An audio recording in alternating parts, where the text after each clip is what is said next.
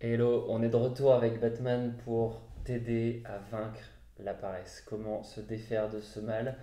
Et tu t'es peut-être retrouvé dans cette situation, tu es en colère, tu viens de t'énerver avec ta copine ou un de tes meilleurs potes, et ou ton boss, et puis tu te mets sur ton téléphone. Et là, tu te mets à jouer à un jeu addictif. Tu es séduit par cette idée parce que tu as vu quelqu'un d'autre, donc ton frère, un copain, jouer à Candy Crush par exemple. Et tu as entendu ce petit son euh, mécanique que tu te dis, moi aussi en fait, moi aussi j'ai envie de jouer à ce jeu-là. Et donc tu joues et tu t'installes dans ton canapé ou dans ton lit parce que c'est confortable, t'as envie de rien faire, tu te dis voilà, je l'ai bien mérité. Et puis tu es gourmand de plus, tu es gourmand de plus de parties, tu joues, et à un moment donné, bah, en fait, tu te rends compte que tu as envie d'arrêter, parce que tu te dis, il faut que j'aille faire à manger, il faut que je fasse la lessive ou que je fasse le ménage. Mais tu te dis, ah c'est con, parce qu'en fait, avec 10 points de plus, bah, j'arriverai à rentrer dans le top 100 mondial ou top 100 français de l'application ou du petit jeu. Donc tu te dis, bah, je vais jouer encore un petit peu. Et puis là, tu vois que tu te rends compte que tu pourras avoir un bonus supplémentaire en gagnant quelques points de plus. Donc tu te dis, il m'en faut plus, et donc tu continues. Et puis voilà, donc tu continues parce que tu te dis, voilà, j'ai mérité ça, je dois gagner, je dois réussir moi. Voilà, tu te retrouves peut-être dans cette histoire, et c'est normal parce qu'en fait, cette histoire, elle inclut, et ce schéma-là, il inclut les 7 péchés capitaux. Les 7 péchés capitaux qui sont en fait utilisés dans toutes ces applications, dans toutes ces mécaniques-là.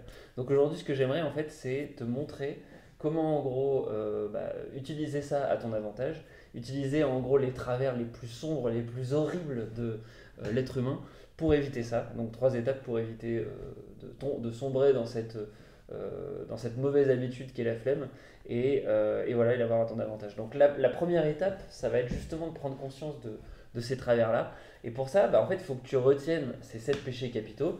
Et il y a un petit moyen mémotechnique pour ça. Alors tu les connais tous sans doute, mais souvent, quand on a 7 comme ça, on en oublie. Tu peux retenir la phrase ce galop, le galop comme un cheval. Ce galop, C, c'est la colère.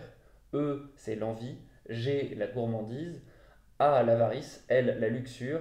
O, l'orgueil. Et P, le pire, la paresse.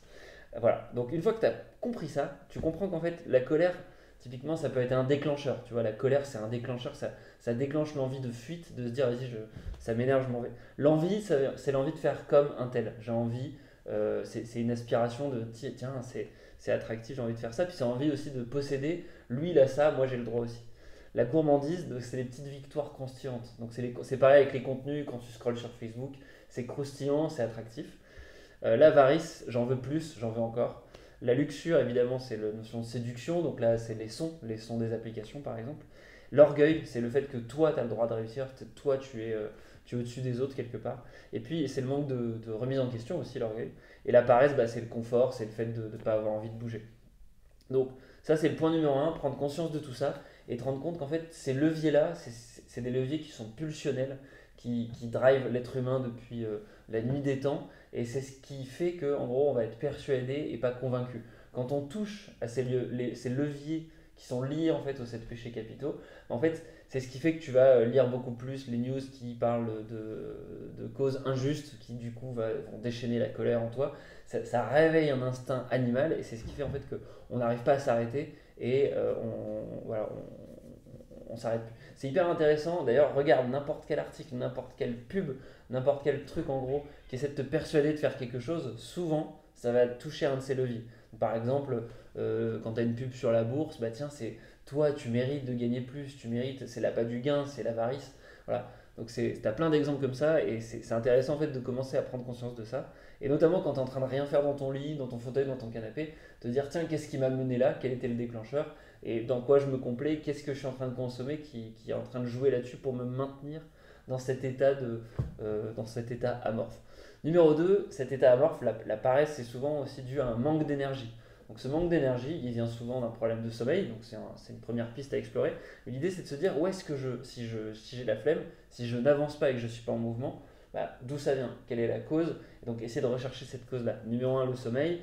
Numéro 2, ça peut être la dispersion. Tu as trop de projets, tu as trop d'engagement, tu es dans plein de choses en même temps et donc tu n'as pas le temps de tout faire et ça t'a l'air comme un ensemble de trucs ingérables et donc tu sais pas par quoi commencer. Du coup, t'enfuis et tu te dis je vais rien faire et je vais m'y mettre dans une heure en gros. Donc ça peut être aussi le fait que tu as eu des semaines difficiles, tu sors d'une période très dure et tu as besoin de repos. Donc voilà. Donc là, l'idée, ça va être de se dire comment je fais pour me mettre en mouvement, comment je fais pour... donc c'est la troisième étape, hein. Comment je fais pour sortir de cet état-là? Bah, je vais essayer déjà de me mettre en action. Je vais essayer de créer un mouvement. Ça peut être sortir les poubelles, ça peut être changer la litière de Batman, ça peut être m'abonner à Active Worker. Tiens, je prends l'action de m'abonner à Active Worker. Comme ça, je verrai d'autres vidéos qui me bougent. Et puis, ou alors, je regarde d'autres vidéos d'Active Worker. Voilà, donc tu prends 5 minutes, tu essaies de te mettre en mouvement. Une première étape, ça peut être l'étape aussi d'inaction en mouvement, c'est-à-dire que tu vas faire de la méditation. J'aime pas trop le terme méditation parce qu'il y a une connotation un peu religieuse, mais et trop spirituelle. Mais dans l'idée, c'est simplement que tu vas te poser 2 minutes, tu vas te couper de toute source, en gros, de consommation de ton esprit, et tu vas te poser, tu vas rester en silence, et puis tu vas compter jusqu'à 5, par exemple. Tu comptes jusqu'à 5. Ou alors, tu peux pratiquer un exercice que j'ai découvert en Inde, c'est le mot Om. Tu as déjà vu ça sans doute, c'est des prêtres bouddhistes qui font Om. Et tu fais comme ça, 3 expirations, inspirations. Quand tu fais Om, c'est une forme d'expiration, tu es obligé d'inspirer à un moment donné. Bah, en fait, ce qui est intéressant avec cette notion de Om, c'est que ça fait vibrer ta cage thoracique. Donc c'est pas uniquement spirituel en fait, c'est physique. Quand tu fais le mot Om, tu es obligé de faire vibrer ta cage thoracique. Un point intéressant, tu l'as vu, je me suis redressé. En fait, tu es obligé d'être bien droit pour faire ce mouvement-là. Parce que si tu fais Om et que tu es avachi ou que tu es dans ton lit, tu vas pas pouvoir bien le faire. Donc ça t'oblige à te redresser et à retrouver ton caractère d'homo sapiens qui se dresse. L'homme qui se dresse. Donc voilà, prends 5 minutes pour te poser dans le silence, pour essayer de refaire le point, et puis définir ton objectif, ton aspiration dans la minute, dans l'heure, dans la journée, te dire qu'est-ce que je vais faire là tout de suite, quelle est l'action sur laquelle je vais me concentrer. Voilà. Donc point numéro 4, bah, c'est en fait la notion de résolution, si tu en as une, par exemple un truc à faire tous les jours ou simplement ranger ton appart, en fait c'est de te concentrer sur la notion de responsabilité et utiliser absolument tout ce qu'on a vu avant avec les 7 péchés capitaux, mais cette fois-ci à ton avantage. Tu peux les relister tous et te dire, ok, bah, la colère, comment je peux être en colère contre moi parce que je fous rien en fait, parce que j'ai envie de bouger. L'envie, te dire, bah tiens, j'aimerais bien être comme ce mec, être comme Jeff Bezos, Bill Gates, donc tu prends n'importe quelle personne que tu admires, te dis, bah comment je fais pour être ce mec-là? Bah il faut que je me bouge en fait. Qu'est-ce que tu as d'autre après? La gourmandise, bah, c'est vouloir plus d'action. L'avarice, bah, essayer de vouloir gagner des points, mais pas des points négatifs. Donc ça peut être des points pour ton salaire si tu vas travailler tous les matins. Ça peut être aussi des points de confort, te dire bah, il m'en faut plus, j'ai envie de plus de confort, donc je vais ranger davantage. Ça peut être la luxure, bah, c'est être séduit. Donc essaie d'être séduit par toi-même. Essaie de te dire tiens, comment je peux créer une image dans 5 minutes qui me sera plus séduisante. Ça peut être l'orgueil, te dire tout simplement bah, moi je suis pas quelqu'un qui reste comme ça, c'est pas moi. Et puis ça peut être le confort. Le confort en fait la paresse tu peux l'utiliser comme une récompense que tu te donnes si tu fais telle action. D'accord? Et donc utilise ces leviers-là pour te mettre en mouvement, pour jouer sur la notion un petit peu de responsabilité. Pourquoi toi, pourquoi maintenant, pourquoi tout de suite? Et puis ensuite, là, il y a deux citations en fait, moi qui me viennent en tête quand je pense à cette notion de responsabilité. Numéro un, c'est deux mots résument l'échec. C'est trop tard. Voilà.